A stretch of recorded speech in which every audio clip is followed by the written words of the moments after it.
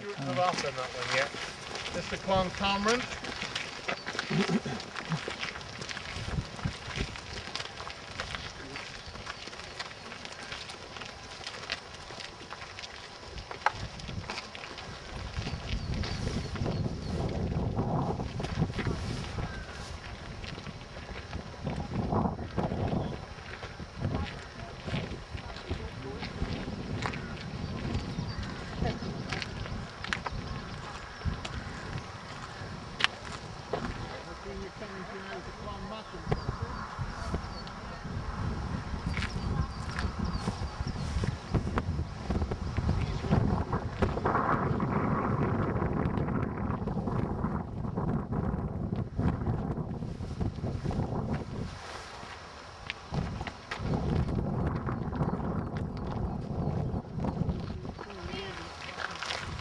Right, if we walk up now to the memorial cairn in front of us here, the stone you see over there is, as far as I'm concerned, is the most important one to me because that's the Fraser family, and I am a Fraser of Levitt, so my ancestors, quite a lot of them died at the back of the Frasers were right smack in the front line, right in the middle of the battle.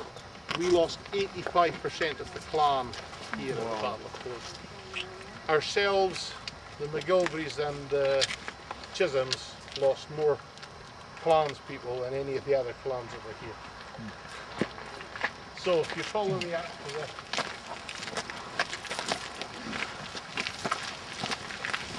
Duncan Forbes, he gave the land to the National Trust of Scotland in 1944.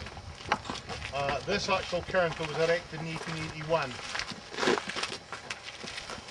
and it was erected by the family of Duncan Forbes. And as I say, the local people of Inverness also give money towards putting it here, and it was the Forbes family that actually put the gravestones that you see there. After the battle, there was mainly just wooden crosses with names roughly scratched onto them, which clans were buried where, basically is all it was.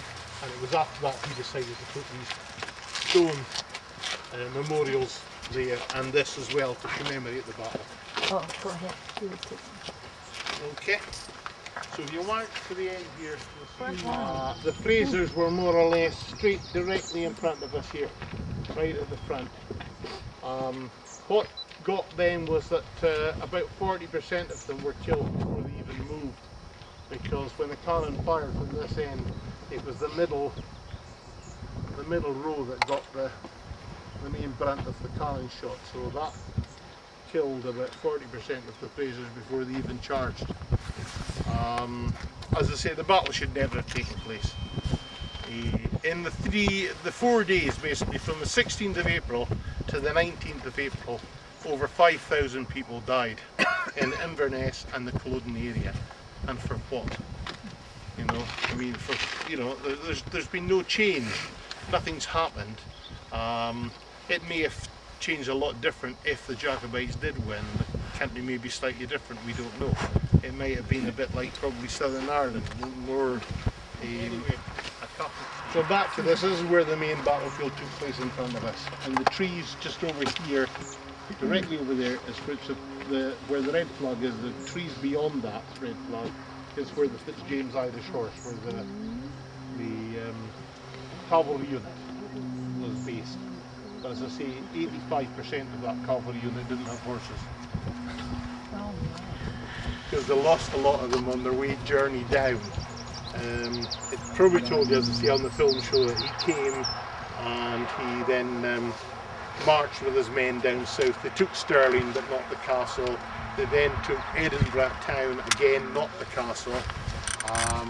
As a matter of fact, at the time the Bank of Scotland, it started about 1896. It started in the reign of William and Mary, William of Orange, the Bank of Scotland, and in 1715, when the first attempt at the Jacobite rising, the Bank of Scotland closed its doors for 8 months. It did no more trading for 8 months, and not only that, but it didn't start lending again until about 1720. So for 5 years it stopped lending money because of the threat of this Jacobite rising. And in 1745, when Bonnie Prince Charlie did come, the Bank of Scotland again closed its doors, and closed its doors for 8 weeks. Then reopened them again. So when Bonnie Prince Charlie was in Edinburgh, actually, when he made his home down in Holyrood House and stayed there more or less as King of Scotland, at that time the Bank of Scotland closed its doors. Oh. Bigger than this or what? But it really changed.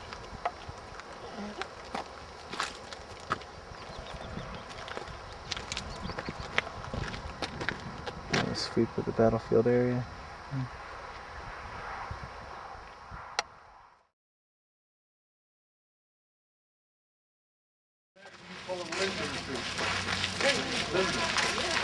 Calder They are about Castle. 320 years old.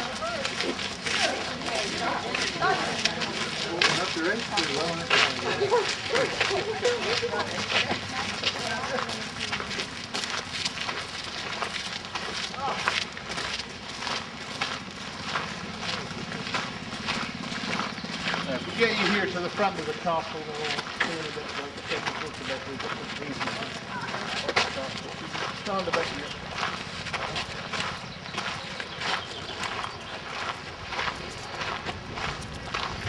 All right, Rob. Quit clogging the This video is for everyone now. Come on. All right, I know it is. Now where did Tom go? He's behind us, isn't he? What is that right there, Ian? Flowering. English dogwood? We called it in the 16th century. Right round the back of the castle, behind us, right up to about 17th century. Up to this one here, you see above the window in the wee bit by the garden, 1702 above the window. That was the 18th century. And then on either side of the main entrance, that one there, that last three windows, above the centre window, 1884. That's the last one we built. And this one here, above each of the four windows, you see a 1, an 8, 5, and a 5, 1855.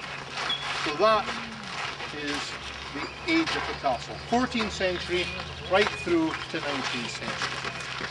As the family got bigger, the castle got bigger. There's a drawing moat here, so if you come and follow me now into the castle. Right.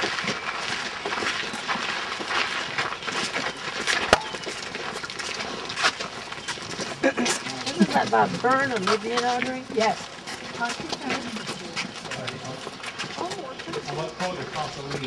Could it be a big address, Charlie? Here's the By drawbridge. Burnham. I've been trying to phone you By back Burnham? for 10 minutes. And the boat. Right.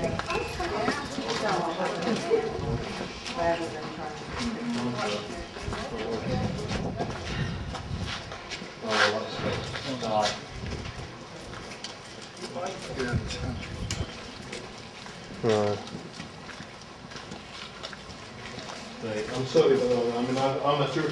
Well, I'm on a tour. I've just the drawbridge that would lift up from here. They would have had ropes attached to here, and using these weights to help pull up the drawbridge. Okay. Then you'd have the gate would close behind you, and here, just about where you're standing now, would have been a step taking you up to there, and that was the main entrance. 60, 70 pounds, roughly. Want to try it?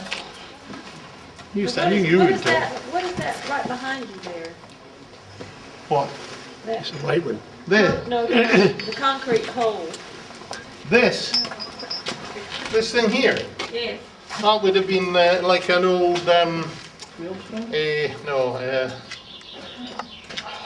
for grinding. Mortar and pestle. That's it, that's the word, mortar and pestle. I just couldn't think for a minute. An old mortar and pestle. No, you see the way you lift this up is you lift it with one finger, like so. Why did you say so? You could do it, no problem. Why do you lift it with one finger? No, I'm just. Oh, ah. I'm just showing off. No, what I would do normally, I used to do the Highland Games. Yes. And we would do these, sometimes you would have them, of course you would have a bigger thing, but you do it with two hands like this, under here, and then you swing it up, you go over the bar. And the highest I got was about 6'9" over the bar, but there's, you feel like it's quite a weight to try and throw over a bar. I say that while I hit the record button. No photographs with flash. As long as there's no flashing. Okay. Tom? I don't use flash. Right. I got one sitting in the museum and it moved. Right, now, behind you, this is actually the drawing room, and behind you in the top is what's known as the minstrel gallery. Now in that part there at the top, that's where the minstrels would sit and play probably the violin or whatever, and they would play there to entertain the people here in the drawing room, okay? Now, in this room you'll see furniture from all over the world. The main reason for that is that the Cotter family, a lot of them actually were in the foreign service. They look like, that's what they look like. A tapestry bedroom. Oh. They came from Africa.